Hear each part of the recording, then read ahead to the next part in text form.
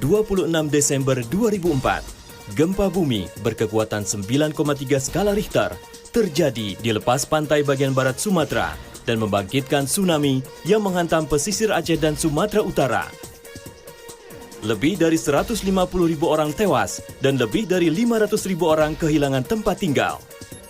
17 Juli 2006, gempa bumi berkekuatan 6,8 skala Richter terjadi di selatan Jawa Barat yang membangkitkan tsunami yang menghantam Jawa Barat, Jawa Tengah, dan daerah istimewa Yogyakarta. Lebih dari 350 orang meninggal dengan kerugian yang tidak sedikit. 25 Oktober 2010, gempa bumi berkekuatan 7,7 skala Richter terjadi di pesisir barat Pulau Sumatera dan juga membangkitkan tsunami yang menghantam Pulau Mentawai. Sekitar 500 orang meninggal dan lebih dari 20.000 orang kehilangan tempat tinggal. Kejadian-kejadian itu membuktikan bahwa negara Indonesia merupakan wilayah yang rawan terhadap tsunami. Nah, tapi apa yang dimaksud dengan tsunami? Tsunami berasal dari bahasa Jepang, yaitu su yang artinya pelabuhan dan nami yang artinya gelombang. Tsunami adalah serangkaian gelombang laut yang sangat besar yang umumnya diakibatkan oleh perubahan bentuk struktur geologis dasar laut secara vertikal dan dalam waktu singkat, sehingga mengakibatkan air laut dalam volume sangat banyak berpindah tempat secara mendadak. Perubahan tersebut dapat disebabkan oleh gempa bumi di zona subduksi, letusan gunung api di dasar laut, seperti letusan Gunung Krakatau tahun 1883 yang mengakibatkan korban tewas lebih dari 35.000 jiwa.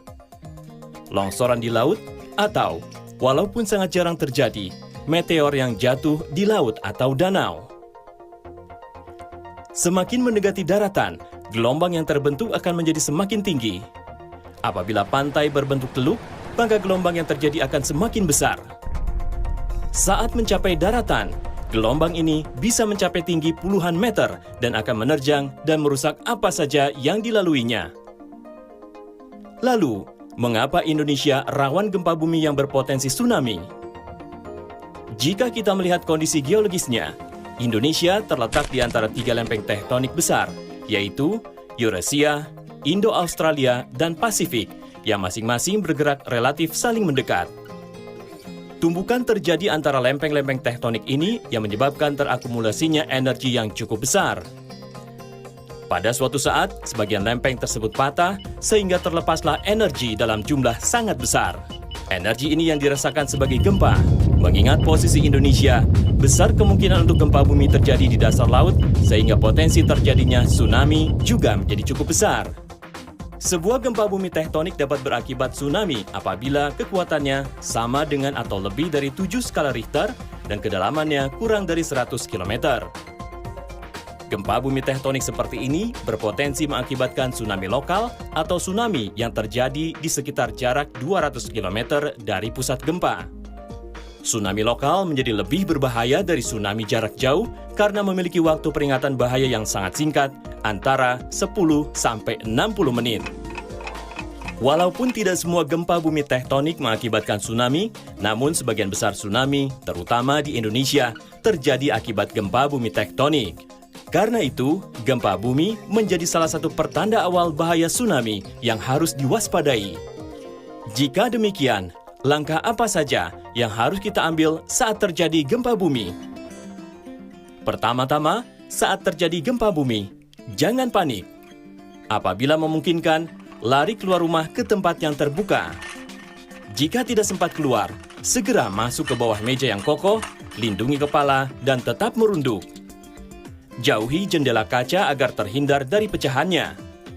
Apabila berada di luar ruangan, jauhi objek-objek seperti pohon, tiang listrik, papan reklame, atau benda-benda besar dan berat lainnya.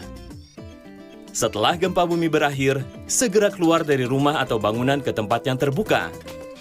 Jika terjadi gempa bumi kuat atau gempa bumi yang berlangsung lama, segera jauhi pantai dan tepian sungai. Dengarkan informasi peringatan bahaya tsunami dari BMKG atau pihak berwenang melalui stasiun radio dan televisi. Selain gempa bumi tektonik tersebut, tanda-tanda bahaya tsunami lain yang harus diwaspadai adalah air laut mendadak surut tiba-tiba, tercium bau yang tidak biasa seperti amis atau belerang yang kuat. Hewan-hewan bereaksi, misalkan berlarian menjauhi pesisir. Terdengar suara gemuruh dari arah laut, biasanya disertai hembusan angin yang kencang.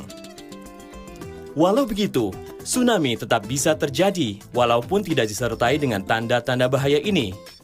Karena itu, pemerintah menyiapkan sistem peringatan bahaya di daerah-daerah yang berpotensi mengalami tsunami berupa sirine atau tanda peringatan lainnya. Lalu, bagaimana sebaiknya kita bereaksi bila ada peringatan bahaya tsunami? Jika terdengar bunyi sirine, kentongan atau peralatan lain yang sudah disepakati, sekali lagi, jangan panik. Larilah menuju tempat yang tinggi atau tempat evakuasi sementara terdekat. Perhatikan prosedur evakuasi dan ikuti rambu-rambu evakuasi setempat. Ada baiknya kita selalu menyiapkan perlengkapan darurat seperti air bersih, makanan kering, obat-obatan, surat-surat penting, senter, dan pakaian ganti yang siap dibawa sewaktu-waktu.